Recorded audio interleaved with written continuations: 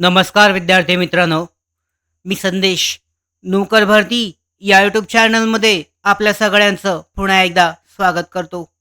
महाराष्ट्र शासन ग्रामविकास विभाग यांच्या अंतर्गत जी जिल्हा परिषद सरळ सेवा भरती 2023 करण्यात आलेली होती. या भरती प्रक्रियेअंतर्गत आरोग्यसेवक 50% हंगामी फवारणी क्षेत्र कर्मचारी या भरती अंतर्गत काही जिल्ह्यांच्या निवड याद्या तर काही जिल्ह्यांची कागदपत्र पडताळणी सध्या सुरू आहे. पाहू शकता जिल्हा परिषद रायगड अंतर्गत या भरती प्रक्रियेअंतर्गत अंतिम निवड यादी जारी करण्यात आलेली आहे.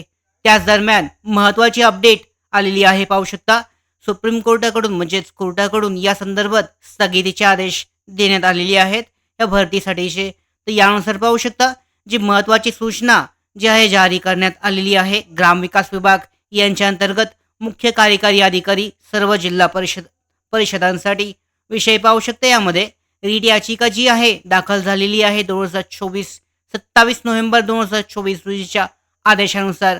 यानुसार पाहू शकता संदर्भीय रीट याचिकेद्वारे शासनाच्या दिनांक 15 ऑक्टोबर 2024च्या पत्रास आव्हानित केले आहे. यानुसार माननीय उच्च न्यायालयाने शासनाच्या दिनांक 15 ऑक्टोबर 2024 रोजीच्या पत्रास दिनांक 27 नोव्हेंबर 2024च्या आदेशान्वये स्थगिती दिलेली आहे. या माननीय उच्च न्यायालयाच्या सदर आदेशाचे पालन करण्यात यावे. तर यानुसार पाहू शकता 15 ऑक्टोबर 2024 रोजीचे सूचनापत्रक मार्गदर्शिका देण्यात आलेली होती.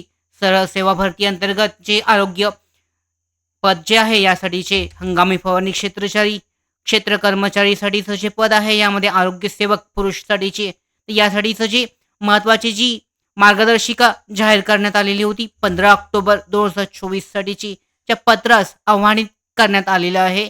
आणि यानुसार 27 नोव्हेंबर 2024च्या आदेशान्वये यासाठी स्थगिती देण्यात आलेली आहे. याचाच अर्थ असा की कोर्टाचे पुढचे आदेश येईपर्यंत आरोग्यसेवक हंगामी फवारणी क्षेत्र कर्मचारी जी 50% जी भरती प्रक्रिया आहे सर्व जिल्ह्यांसाठी स्थगित करण्यात आलेली आहे. या संदर्भात पुढच्या अपडेट जे आहे कोर्टाच्या आदेशान्वये देण्यात येतील. तर यानुसार पाहू शकता महत्त्वाचे अपडेट दोन्ही जी पदे आहेत हंगामी फवारणी क्षेत्र कर्मचारी पुरुष 50% आरोग्यसेवक या पदासाठीच्या निवड याद्या किंवा जी प्रोसेस आहे प्रक्रिया सध्यापुरतं स्थगित करण्यात येत आहे. या संदर्भात पुढचे अपडेट लवकरच जाहीर केली जाईल. या संदर्भातले अपडेट्स मिळवण्यासाठीच नोकर भारतीच्या यूट्यूब चॅनलला सबस्क्राईब करा. धन्यवाद.